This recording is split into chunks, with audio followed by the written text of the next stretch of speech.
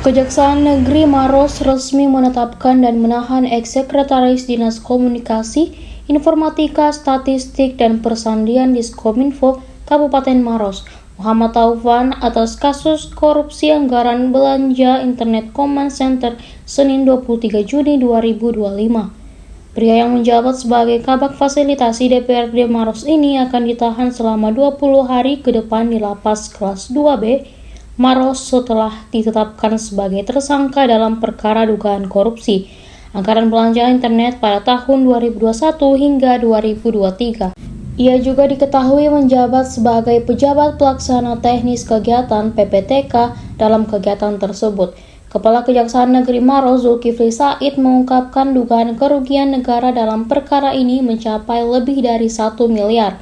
Zulkifli mengatakan penyidikan perkara ini tidak hanya bertujuan menghukum, tapi juga menyelamatkan keuangan negara. Belanja internet yang menjadi objek penyidikan tercatat senilai 3,6 miliar pada 2023, 5,16 miliar pada 2022, dan 4,54 miliar pada 2023. Total anggaran selama 3 tahun tersebut mencapai sekitar 13 miliar. Kepala Seksi Pidana Khusus Kejari Maros Zulfikar menambahkan proses penyidikan perkara ini telah dimulai sejak Oktober 2024. Zulfikar juga menyebut penyidik telah memeriksa 93 saksi, termasuk pihak ketiga. Zulfikar menjelaskan kasus ini bermula dari laporan masyarakat. Setelah dilakukan penyidikan, terbukti ada ketidaksesuaian dalam penggunaan anggaran dalam proyek tersebut. Mantan Kasih Intel Pangkep ini menuturkan tersangka berperan dalam proyek belanja internet selama 2 tahun anggaran berturut-turut, yakni 2021 hingga 2022. Muhammad Taufan disangkakan melanggar Pasal 2 Jo, Pasal 18 dan Pasal 3 Jo Pasal 18 Undang-Undang Nomor 31 Tahun 1999 tentang pemberantasan tindak pidana korupsi sebagaimana telah diubah dengan Undang-Undang Nomor 20 Tahun 2021 Junto Pasal 55 Ayat 1 ke 1 KUHP. Pertanyaan berikutnya nanti ke Bismillahirrahmanirrahim. Assalamualaikum warahmatullahi wabarakatuh. Pada hari ini, Senin, tanggal 23 Juni 2025, tim penyidik tindak pidana khusus Kejaksaan Negeri Maros telah melakukan penetapan tersangka terhadap tersangka atas nama MT, inisial MT, selaku PPK tahun 2021 dan 2022 berdasarkan surat penetapan tersangka nomor R 133 P.4.16 garing FD1 garing 06 2025 tanggal 23 Juni 2025. Adapun tersangka kami melakukan penahanan selama 20 hari ke depan di Lapas Kelas 2B Maros.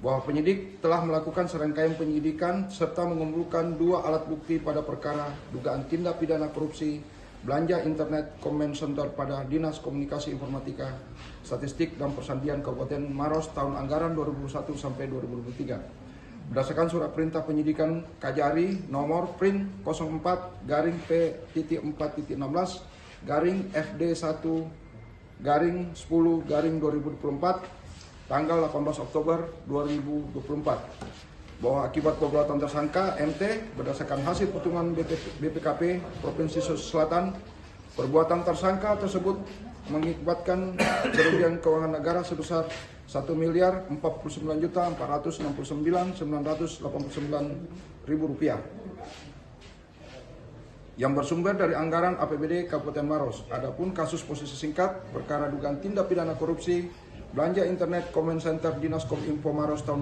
2021-2023 yakni tersangka selaku Kabid, Gop, dan Sekretaris Dinas Kominfo Maros sekaligus KPA PPK pada kegiatan belanja internet Command Center yang dilaksanakan melalui metode e-katalog yang dimana pagu anggaran pada tahun 2021 yakni sebesar Rp3.620.000.000 sampai dengan tahun 2022 sebesar Rp5 miliar dan tahun 2023 sebesar Rp4.544.000.000.